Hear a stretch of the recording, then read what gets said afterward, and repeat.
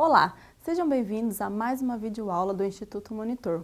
Nosso assunto de hoje é Coherence and Critical Reading. Os tópicos a serem abordados nessa aula são Coherence and Critical Reading. Ao término desta aula, você deverá ser capaz de ler, observar e analisar uma leitura com um olhar crítico, aplicar as estratégias de uma leitura crítica, identificar uma leitura coerente para uma compreensão mais eficiente. Bom, para a gente entender um pouco sobre o que é leitura crítica, vamos falar sobre o que é uma leitura não crítica. Uma leitura não crítica, ela é passiva, é uma leitura de jornal, de blog, revista, leitura que fazemos em momentos de lazer, que não exige muita análise. Ela aponta somente fatos, então não tem necessidade de você ter uma opinião sobre ela ou formular hipóteses, ok? Então você só faz uma leitura passiva, somente para você receber fatos e informações. Uma leitura crítica, ela é ativa, é uma leitura que exige atenção, questionamentos, contexto, ou seja, é uma leitura ativa em que há um movimento da nossa parte. Então, exige da nossa parte uma atenção maior, exige da gente um movimento que a gente tem que fazer para a gente entender e compreender de tal forma a poder criticá-la, a poder formular hipóteses ou opinar. É questionar os fatos, não somente aceitar os fatos, é questionar. Usar perguntas como o que, como, por quê. Então, são perguntas que a gente sempre vai estar utilizando numa leitura crítica. Tudo bem? A leitura crítica, ela questiona o texto e a ideia do autor. Você vai se perguntar, o que diz o texto, né? O que realmente significa? O que o autor quer dizer com essa ideia, tá? É ler com um propósito. Então, você vai fazer uma leitura não para o lazer ou para passar o tempo, mas é uma leitura com um propósito. Eu vou ler esse texto para entender, para poder aprender e poder formular hipóteses a partir dele, tá ok? É examinar os argumentos presentes no texto. Então, você vai identificar os argumentos, aquilo que o autor está falando, para você poder criticar. É verificar as limitações do texto e as interpretações feitas pelo autor. Então, você vai ter um olhar mais crítico, né, a respeito dele, verificar quais são as limitações, o que está faltando, o que o autor poderia ter falado. Então, você fazer esse exame, ok? É analisar o quanto você concorda e aceita sobre o que leu. Bom, para a gente ter uma leitura crítica, obviamente, a gente precisa ter um conhecimento prévio, né? Nós já falamos sobre isso. O conhecimento prévio, ele vai te ajudar e poder criticar aquilo que o autor está falando, né? Ou você vai concordar, se você vai aceitar ou se você vai discordar. Então, é importante você ter conhecimento sobre aquilo, conhecimento geral ou um conhecimento específico sobre aquilo que você está lendo, tá ok? Se faz necessário um conhecimento e uma experiência prévia, né, que acabamos de falar, que prove uma base para seu julgamento. Não se trata de encontrar falhas, né? Muitas vezes nós usamos a palavra crítica como uma palavra negativa, né? Mas nem sempre críticas são ruins, tá? Então você não vai vai ler o texto, eu vou procurar o que o autor está fazendo de errado, o que o autor está falando, o que ele deveria falar. Não é uma leitura só procurando coisas erradas ou coisas que não têm significado, ou só buscar isso. Você vai buscar, de forma geral, algo que não está de acordo ou algo que você concorde e que você entende que poderia ser melhor. Tudo bem? É avaliar a força da evidência do argumento. Evidenciar, para fazer uma evidência do argumento, avaliar a força. Vamos ver como fazer uma leitura crítica. Então, você vai determinar qual o propósito do texto, se o texto ele é informativo, se ele é explicativo, demonstrativo ou factual. Se ele está informando, geralmente jornais eles informam. Então, você vai identificar que tipo de texto que você está lendo, certo? Questione o contexto, qual o público-alvo do texto, qual o contexto histórico do texto, tá? Então você pode questionar usando essas perguntas.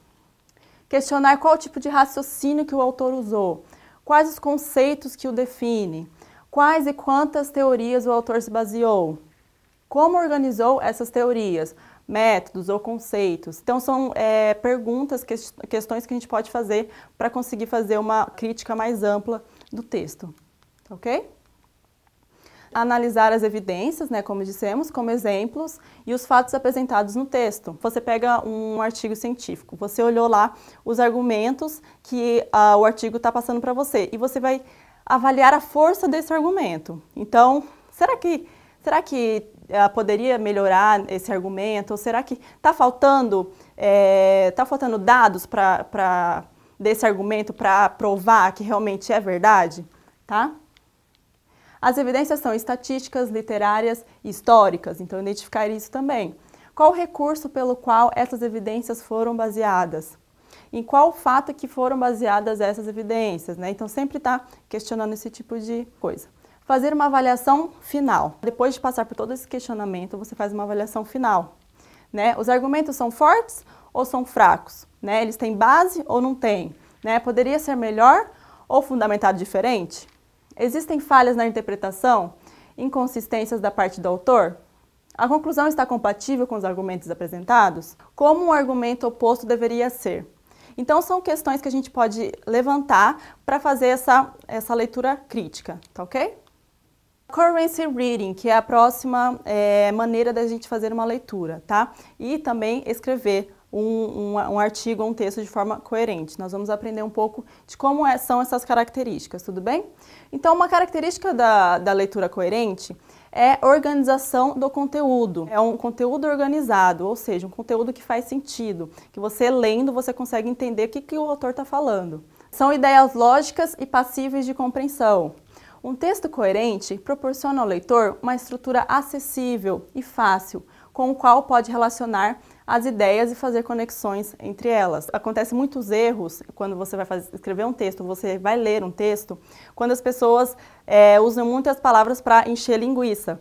Então, acabam usando muitas palavras mais formais, mais chiques, que acaba trazendo uma confusão na interpretação e na compreensão do texto. Então, a gente precisa tomar um pouquinho de cuidado com isso também.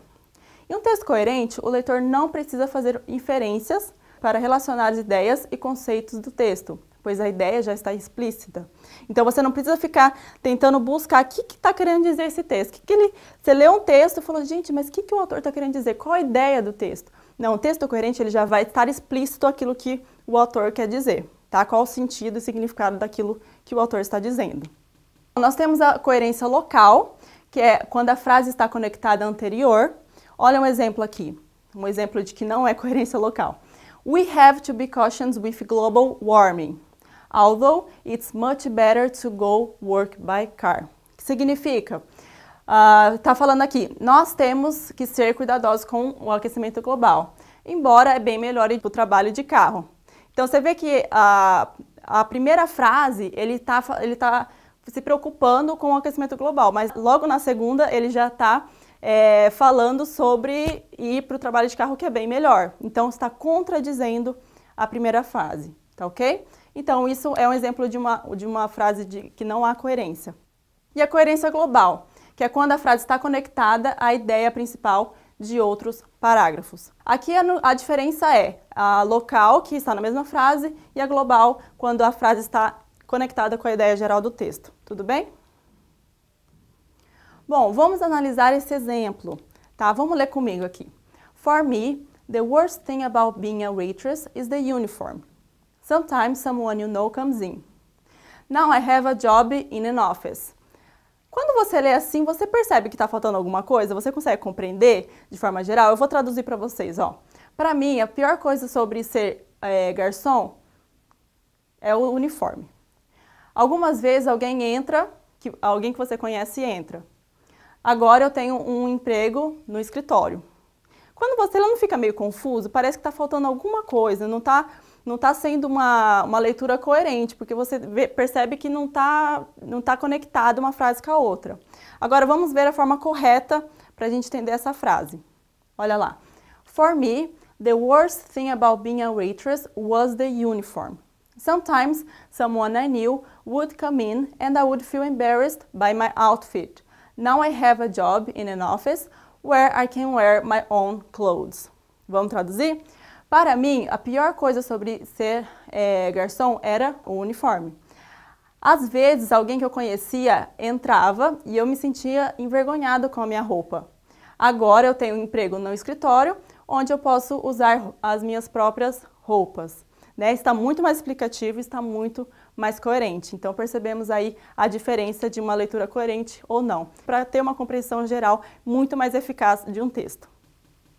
Chegamos ao final de mais uma videoaula do Instituto Monitor sobre Coherence and Critical Reading. Espero que tenham gostado. Frequente nossas redes sociais e até a próxima!